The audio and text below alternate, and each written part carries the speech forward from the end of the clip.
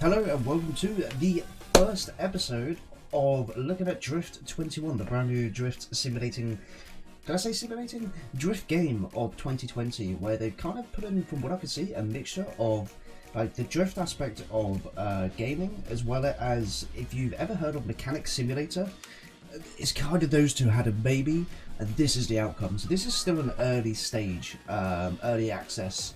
It's currently on Steam. It cost me around £22-ish, so probably around $30 US, I'd say.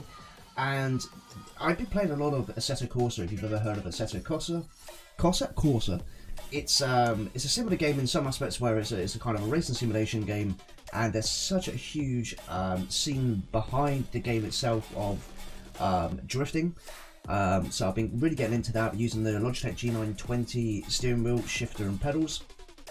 Soon to get a hydro brake as well, to make it a lot easier to control the drifts. But I've heard some good and bad things about this game, and I really want to kind of get into it.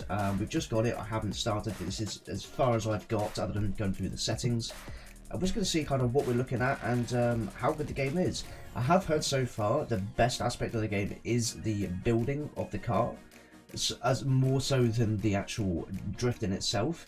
They're still kind of adapting the whole steering wheel setups, the configurations, and getting everything calibrated right, and adding more features to the game. As well as, from what I hear, that they have confirmed a multiplayer will be coming to the game soon. So that's something to really look forward to. So without further ado, let's get into it and see what we can play with. Okay, so they've got a tutorial version, but what we'll do is I'll go through that, we'll skip past that, and then I'll see you in a minute. Okay, so just on the tutorial, and it was basically, I'll leave like a little clip in it in here now for you to see.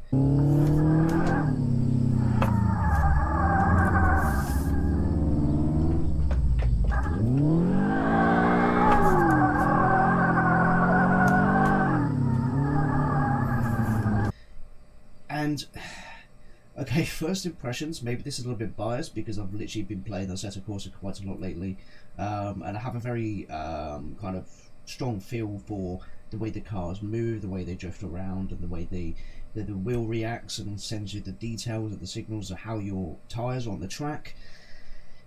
It seems, what's the best way of describing this? You don't feel the connection with the track very well. There's not much feedback. I think feedback's the main word I'm looking for there. We'll get into it more during the episodes going forward when we actually do more on the track, but I don't know if he just needs tweaking a little bit here and there, but the feedback was not great. When you're normally drifting on certain games like Assetto Corsa, I'm going to keep using that as an example because I think that's a fair example to use. You get a huge amount of feedback on the wheel as to what your car's doing, how your tyres are reacting, the slip, the angle, and the feedback against the kind of the car itself. In this so far, I'm not feeling any of that.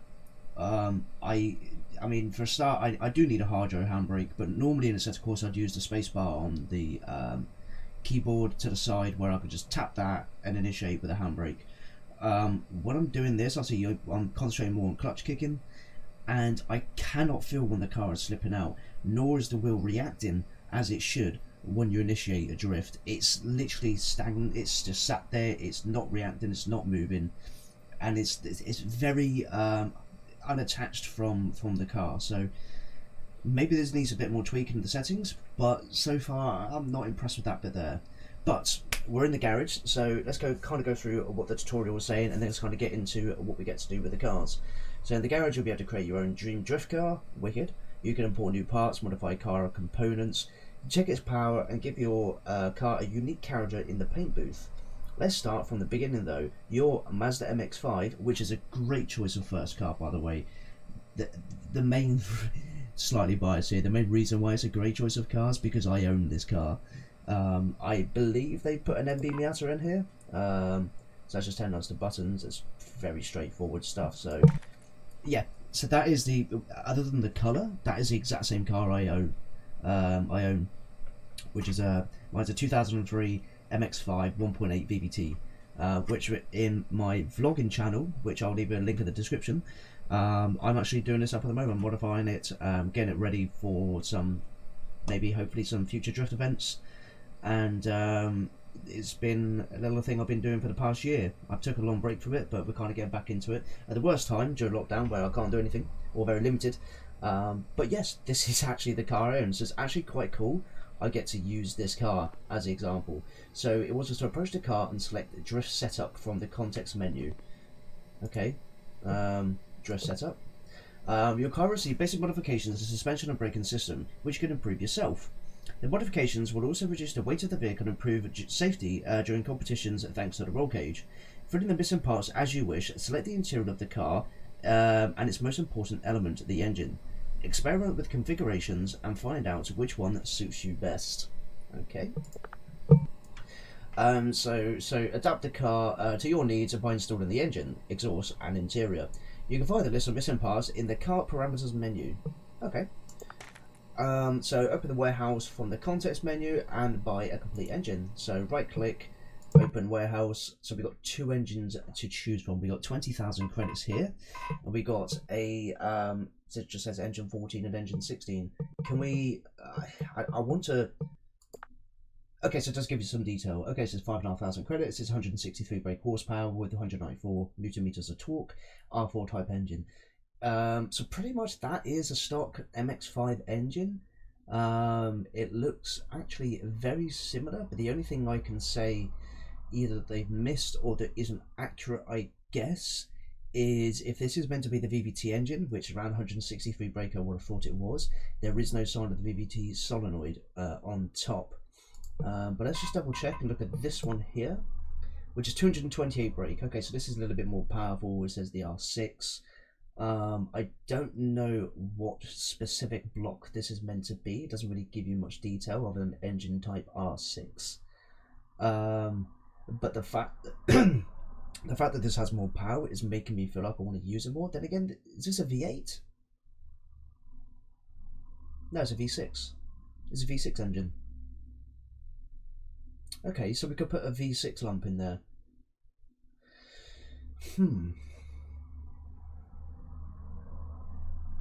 So that's interesting. So basically, I'm guessing that's what this is. It's not V6. This is an inline 6. Sorry, I'm not very smart. So yeah, I guess that's what that's meant to say. I thought it was saying engine 16 and engine 14, but this is an inline 6, and that's an inline 4. I'm actually going to go with inline 4. You're probably thinking I'm mad because I'm losing like 40 odd brake horsepower doing this, but I think I want to play around with an inline 4 engine more than an inline 6. So I'm actually going to buy that. Okay, so approach the engine and select move engine to the MX-5. So if anyone has played the mechanic simulator before, it's very similar to that. Oh Christ, you move around quick. That's mad. Let's have a quick look around. So we got like, this would be like a dream garage for me. Like I'd work on my car in like a communal car park where I live. This is heaven. You got 2 poster ramp. You've got room for, I mean, technically room for more than 2 cars easily.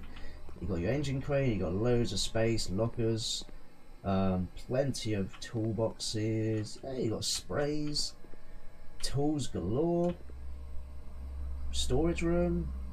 You got your wheels setups there, wheel balancer, your tyre one. You got all. This is wicked. I have to admit, like, I really do like this aspect so far. Disappointed with the actual mechanics of the game when actually running and driving, but so far we've got 2 engine cranes. But so far, yeah, I'm not happy with the actual driving side. This side's awesome. Right, sorry, tangent. Approach the engine and select move engine to Mazda MX-5. So I guess we have to hit the context menu again. There, move engine to Mazda MX-5. Install the seats in the car. Oh, so there we are. It's in. Yeah, so this is as close to mine as we can get for now, which is kind of why I'm going with it. Now, at the moment, based on what I have, so normally you would have a washer bottle around here. The standard induction will come from here. You have a big black plastic pipe that comes around here to a big air box. I've taken that off and put an induction cone on the end, like that. This here has obviously removed all of that, which is pretty cool. I don't know how well that works. I've got to look into doing something similar like that. But the problem with this is you have a mass airflow sensor, and from what I can see, you move around so quick. I've got to be careful with that. This doesn't show any mass airflow sensor connected, so I'm not too sure what's going on there. But you know, and this has got no washer bowl, so. So on the real cars, you also got this here, which actually is like a sunken panel. It's not as flush and closed off at the top. I don't know if it's like that for any other kind of domestic market, like the USDM or anything like that. But this is normally where you'd actually replace the washer bottle from here and put it over here, which is something that we're doing on my car very soon. So that's pretty cool. So we got the seats here, so I guess we right click again. Oh no, left click, take part. Oh, okay. And then, okay, so you just move into there. Oh, it wants me to do the other side first. Okay, wants me to do the passenger side first. No? Okay, there we go. So it slides into position for you. Then you left click to actually kind of bolt it down. So do the same again. Move up to there. Left click to mount the part. There we go. So open warehouse and buy missing interior parts: gear shift knob, handbrake, lever, and steering wheel. Okay. So we do that. Open warehouse. Oh, okay, so this is where we get loads of options. So these are all the gear shift knob options that we have. Oh, look at that, big old hydro. And then it goes down. Okay, so it moves along. Okay. Out of these, which one do I prefer? Honestly, call me simple. I kind of like that one. Let's go kind of for the brushed look. I like that. Yeah, I'm buying that. So we'll buy that. Oh, okay. So now we got to. Okay, so we got to do them individually. Actually, you just put your mouse pointer on there, add install, and then we can go to there. And now we need to buy a handbrake lever. That's like a hockey stick. That's pretty cool. Okay, I'm gonna have to go with this one. I have a real fascination to samurai swords, and I have quite a collection of about 5 samurais. So that is actually kind of really fitting to me, and that'd be pretty cool to actually fit in my real car. So we're gonna buy that. 100% we're gonna buy that. There we go, and install. And then all we need now is a steering wheel. Now again, I've got an aftermarket steering wheel on mine, which is a Momo steering wheel. It needs to be fitted back into the car. None of these look like that, so I think the closest I'm going to get to it's probably that one. Can you? Yeah, you can. Yeah, it's not quite the same. None of them are really that close to my one, but we'll go with that. There we go. So now approach the car and select move to car lift. Okay, so we've approached the car. Do we have to do the right click? Yeah, we do. Move to car lift. Use the lift buttons to adjust the height of the car. Enable missing parts mode by using E or Y button. So we use E. By selecting show missing parts, you can quickly and efficiently find missing items. This option is extremely useful when assembling engines. Okay. Okay, so we look under and all the red bits are what we're missing by the looks of it. So exhaust pipe, lower radiator hose, upper radiator hose, and the gearbox. Okay, that's pretty cool. So we've got the back box section in. See, that's not quite true either. On the MBs, again, I'm talking about kind of UK domestic market, but there's not a bumper cutout for a twin exit on my model. I've got the facelift. Is this the facelift model? Yeah, so this is the facelift model, like mine with the fog lights. So that's quite interesting. It actually has an exhaust slot there, which in mine it does not only has a single exit exhaust slot in the bumper. This needs changing. Can we replace this? We can hold to unmount it. Although that didn't work. Maybe it's because we got to do what's on the list first. But yeah, we need to look into that. Okay, so we need to buy a gearbox. So all 3 of these are for inline fours. You've got long, normal, and short. So Okay, it gives you the 5 gears, gives you the gear ratio, 3.6, which is probably a good kind of setup for drifting actually. So just gives you details on just what the gearbox is. Oh, they are short gearbox focus on high torque at the expense of speed. Um, it's quite useful. That gives you some of the information if you're not mechanically minded. So ideally, what we want to be looking at is like a shorter gear ratio than normal, purely because what we're trying to achieve here is we're trying to get kind of low end torque, as it mentions, in order to initiate kind of low end power in order to initiate a drift, because we're not going to be drifting at say 120 mile an hour. We could do on some of the tracks, maybe long reverse entries, but in the majority of the cases we can be on kind of short, tight, twisty, turny tracks, and a shorter gear ratio is certainly something that we're going to want more than a longer or even a normal one. So we'll go for the 3.6, we'll bolt that into place, and we do need that section as well. So it's like a decap pipe kind of thing by the looks of it. So we'll take that and we'll fit that in. It's quite interesting to see how accurate this is as well. It's very hard to move around slowly. Yeah, it's not far off how real it is, I guess.